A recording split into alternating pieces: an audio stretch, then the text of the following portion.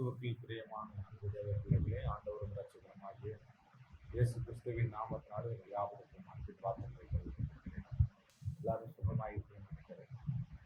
பரிசுத்த வேதத்துல ஒரு வசனத்தை நான் உங்களோட வாசிக்கிறேன். பரிசேயர் இயேசுவிடத்தில் போய் அவர் பேச்சிலே அவரை அகப்படுத்தும்படி யோசனை பண்ணி தங்கள் சீசரையும் ஏரோதரையும் அவரிடத்தில் அனுப்பினார்கள். அவர்கள் வந்து, போதகரே, நீர் சத்தியம் உள்ளவர் என்றும் தேவனுடைய மார்க்கத்தை சத்தியமாய் போதிக்கிறவர் என்றும் நீர் முகதாட்சணியம் இல்லாதவராகியால் எவனை குறித்தும் உமக்கு கவலை இல்லை என்றும் அறிந்திருக்கிறோம். ஆதலால் உமக்கு எப்படி தோன்றுகிறது? ராயனுக்கு வரி கொடுக்கிறது நியாயமோ அல்லவோ?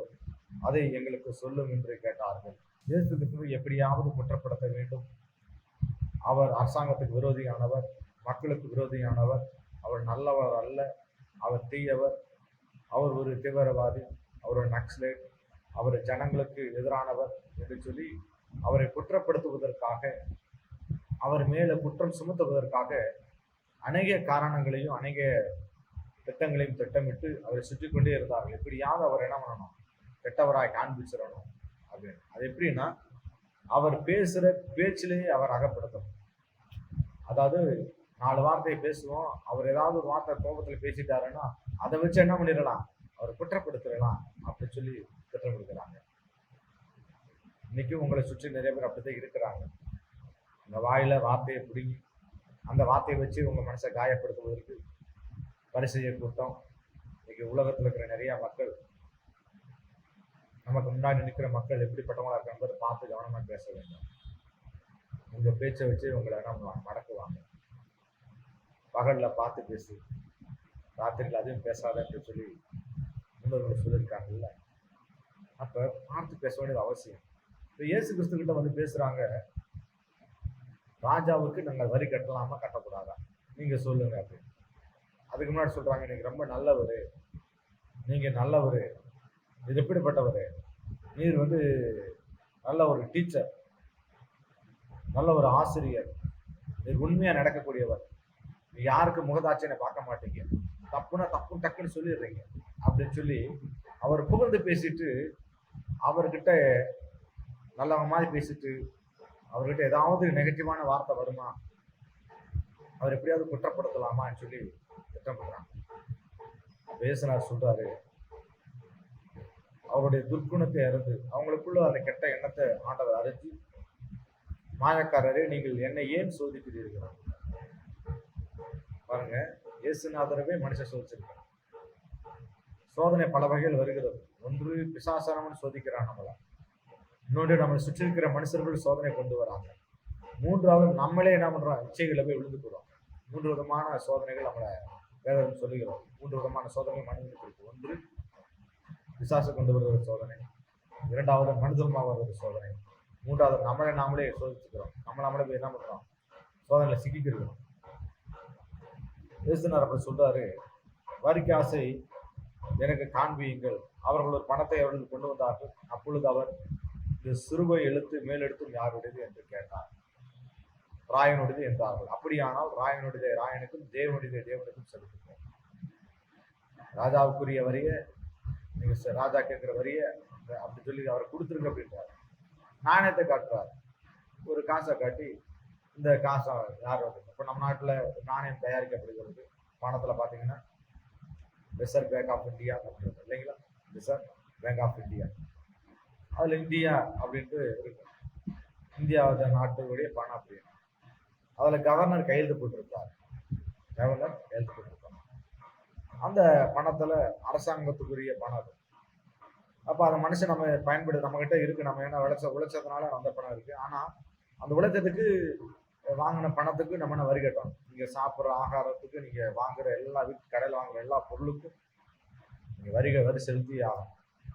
எல்லாவற்றுக்கும் வரி, வரி கொடுத்தது ஆகணும். வரி கொடுக்காம நம்ம என்ன பண்ண முடியாது, நம்ம இந்திய தேசத்தில் வாழ முடியாது. பிச்சைக்காரன் மேற்கொண்டு வரி கட்டு தான் ஆகணும். வரி இல்லாத நபர்கள், கட்டாத நபர்கள் யாரும் கிடையாது. இப்போ ஆண்டவர் சொன்னது, ராயனுடைய ராஜாவுக்குரியதை ராஜாவுக்கு கொடுத்துருங்க, கடவுளுக்குரியதை கடவுளுக்கு கொடுத்துருங்க அப்படின்றார். நீங்க யாருடையவங்க? நீங்க கடவுளுக்கு சொந்தமா, இல்லை இந்த உலகத்துக்கு சொந்தமா? இந்த உலகத்துக்கு சொந்தம்னா நீங்க உலகத்துக்காக நீங்க ஓடுவீங்க. கடவுள் சொன்னோம்னா கடவுள் சொல்றபடி வார்த்தைக்கு நீங்க சொன்னபடி வாழ்வீங்க. தேவனுடைய தேவனுக்கும் ராயனுடைய ராயனுக்கும் சொல்லுங்க. எனக்கு அருமையானவர்களே, இவ்வளவு நேரமா உங்களுக்கு நேரத்தை ஒதுக்கி கட்டிட்டு இருக்கீங்க. நீங்க ஒவ்வொருத்தரும் தேவனுக்கு சொந்தம். நீங்க அனைவரும் இரவினால் படைக்கப்பட்டவங்க. நீங்கள் ஒவ்வொருவரும் கடவுளுடைய பிள்ளைகள். கடவுளுக்கு தான் நீங்க என்ன பண்ணணும், உங்க வாழ்க்கையை அர்ப்பணிக்கணும் தவிர, கடவுளுக்கு தான் உங்க வேலையை, உங்களுடைய நேரத்தை செலவு செய்யணும் தவிர, உலகத்துக்காக ஓடி ஓடி ஓடி உழைச்சு உங்க வாழ்க்கையில எல்லாவற்றையும் இழந்து கடைசியில நீங்க அழுது புலம்புவீங்க. ஐயோ அப்படி இப்படி. உலகத்துல நம்ம ஒன்றும் கொண்டு வந்ததில்லை. ஆண்டவரும் அந்த உலகத்துல நம்மளை படைச்சிருக்கிறார். நாமளும் அந்த உலகத்தை தேர்ந்தெடுக்கல. இந்த உலகத்துல இந்த வாழ்க்கையை நம்ம சூஸ் பண்ணல. ஆண்டவர் உங்களுக்கு ஒரு இடத்துல வச்சிருக்கிறாருன்னா நீங்க அவருக்கு செய்ய வேண்டிய வேலைகள் நிறைய இருக்கு. நீங்க அவருக்கு பிடிச்ச மாதிரி வாழணும். அவர் எப்போல்லாம் நல்லதா இருக்கணும். ஆனா உங்களுக்கு பிரச்சனைகள் வரும், பாடுகள் வரும், சோதனைகள் வரும். சோதனைகளை ஜெயிப்பதற்கு கர்த்தர் உங்களுக்கு பலன் தருவார். சோதிக்கிற மனிதர்கள் உங்களிடத்துல வரும்போது கவனமா பேசுங்க. யாருக்கிட்ட எப்படி பேசணுன்றதை கவனிச்சு பேசுங்க. ஏதோ விளையாடுதனமா பேசிடாதீங்க. நிறைய நேரங்களில் நம்ம கூட பேசுறவங்க கூட ஜாலியா பேசுறேன்னு சொல்லிட்டு அவங்களோட மனசுல என்ன இருக்குன்னு தெரியாமலே நான் பேசி விடுக்கிறோம். ஜாலியாக தானே பேசுறேன்னு சொல்லுகிறோம். ஆனா அது அநேக நேரங்களும் மற்றவங்க மனசை பாதிப்படை செய்கிறது. இது நம்ம அறியாம பேசி விடுகிறோம். அதனால நிறைய உறவுகள் விரிஞ்சு போகுது. நிறைய நண்பர்கள் உடைந்து போறாங்க. இன்னைக்கு உலகம் முழுவதும் பரியாசங்கள் பெருகிருக்காங்க, கெட்டவங்களா பெருகிருக்கிறாங்க. எப்படியாவது யாரையாவது குற்றப்படுத்தணும், குறை சொல்லணும். குறை சொல்லாம தூக்கம் வராது. ஒவ்வொருவரும் கர்த்தருக்கு என்று வாழுங்க. கர்த்தர் உங்களை ஆசீர்வதிப்பார். தேவனுடைய தேவனுக்கும் ராயனுடைய ராயனுக்கும் சொல்லுங்க. கடவுளுக்கு இருக்கிற இந்த கடவுளுக்கு நேரத்தை கொடுக்கணும். குடும்பத்துல சுற்றி நபர்களை பேசும்போது கவனமா பேசுங்க, எச்சரிக்கையா பேசுங்க. ஏன்னா உங்களோட பேசுறவங்க எல்லாரும் நல்லவங்க இல்லை. அதனால நல்லதை பேசுங்க, ஞானமா பேசுங்க, மற்றவங்க மனசை கஷ்டப்படுத்தாம பேசுங்க. கடவுள் உங்களை ஆசீர்வதிப்பார்.